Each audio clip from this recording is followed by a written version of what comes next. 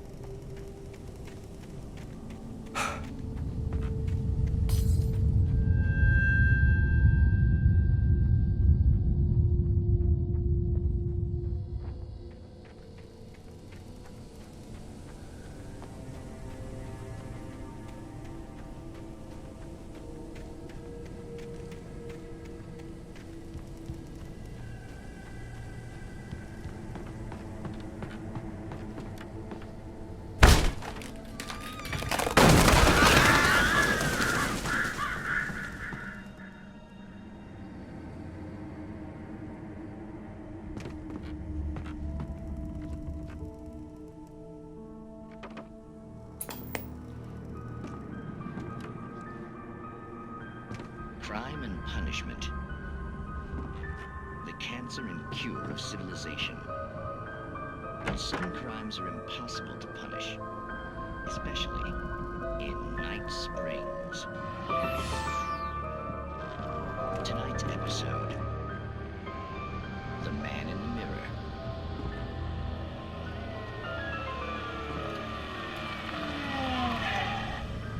He's inside, Agent.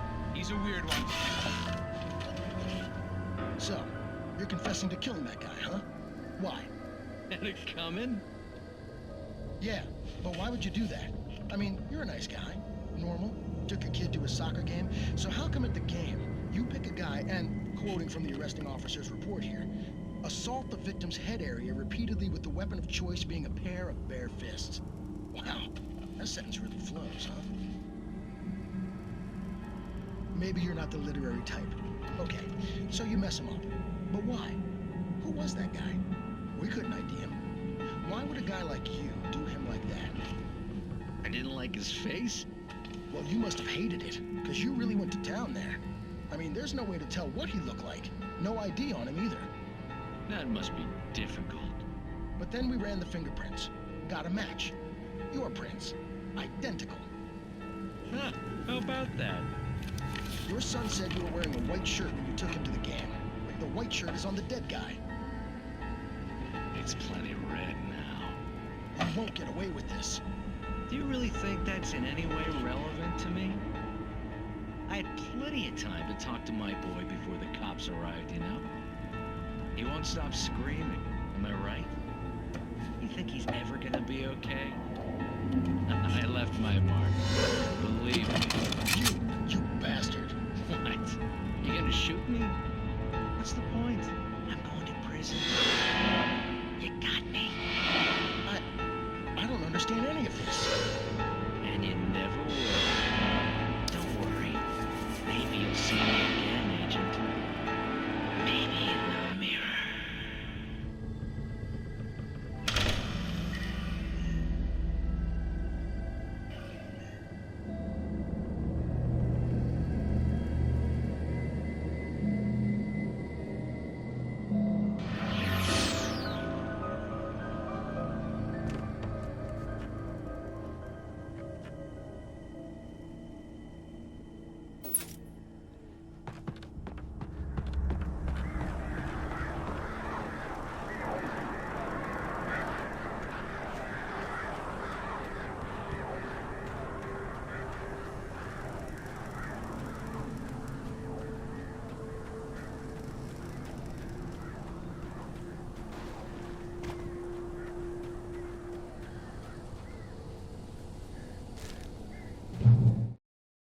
The air in the visitor center was heavy with an awful smell, as if some rotten drowned thing had crawled up from its grave.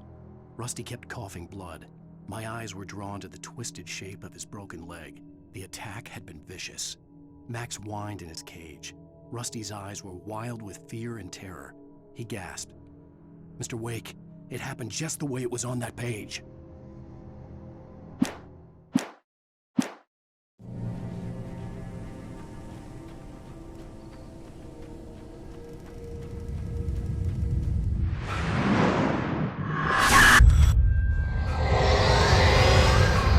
The vision left me weak.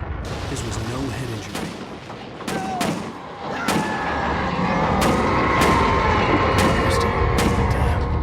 Rusty, hang on! Oh God! I'm coming! Please, help me!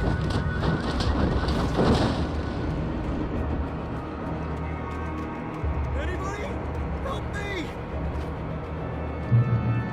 Help! Help me! Hello? Back here! I'm back here! Hey! Mr. Wake? Oh, hell. It happened just the way it was on that page. I found. Came true. It knew. So dark. It'll come back for me. You must. The lights. In the office. I have the key. Okay, Rusty. Hang on. I'll be right back. Whatever did this couldn't be far. Rusty had found a page from the manuscript. It would help me understand what had happened.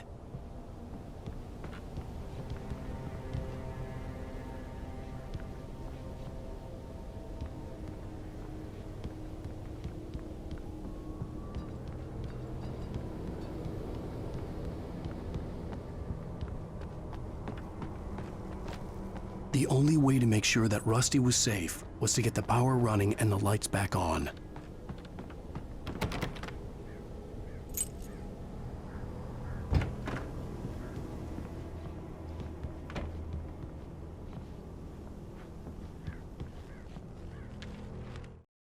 At the last instant, I changed direction and threw myself down.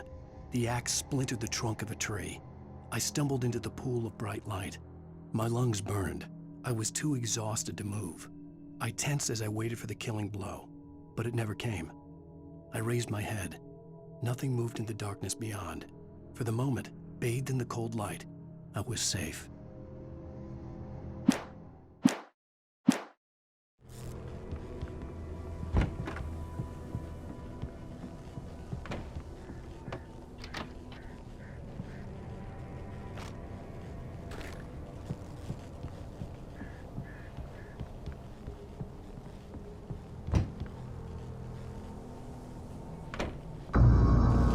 I was too late. Someone had destroyed the circuit breaker. There was no way to get the lights back on.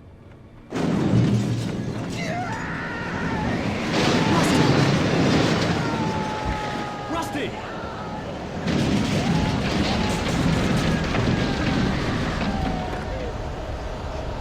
The ground was covered with oily patches that looked like liquid darkness.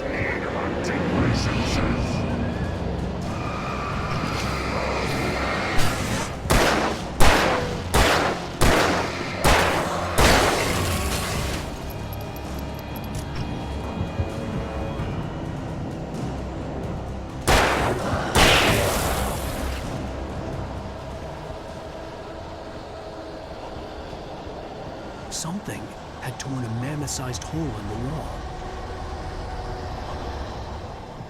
Please! Don't feed the animals.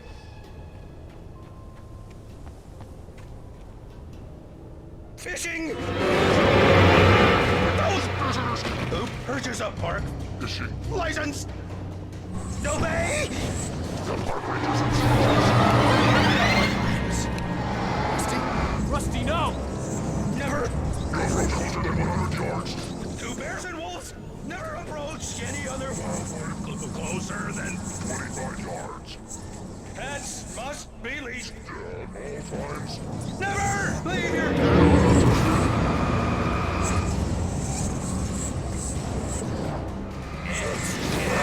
Against the law. To remove any structural objects or historical from the park. Gross. This includes even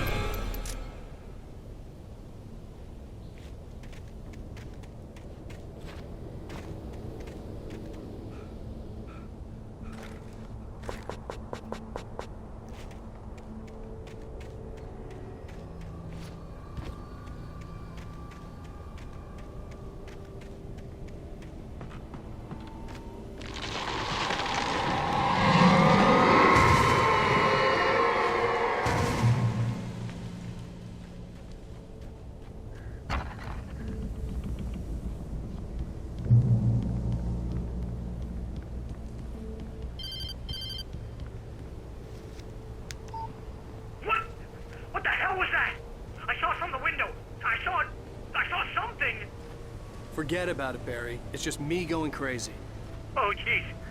Oh, jeez. You're not crazy. I wish you were crazy, but you're not crazy. Ow, be careful.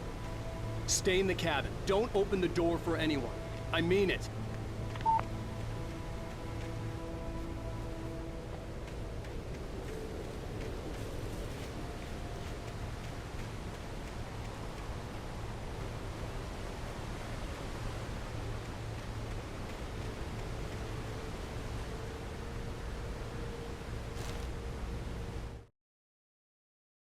In that last instant of consciousness, Rusty thought about Rose. He was older than she was. Rose was barely out of her teens, but she made him feel young and forget what a train wreck his long-dead marriage had been. He still wore the ring. He'd been waiting for her to tell him that.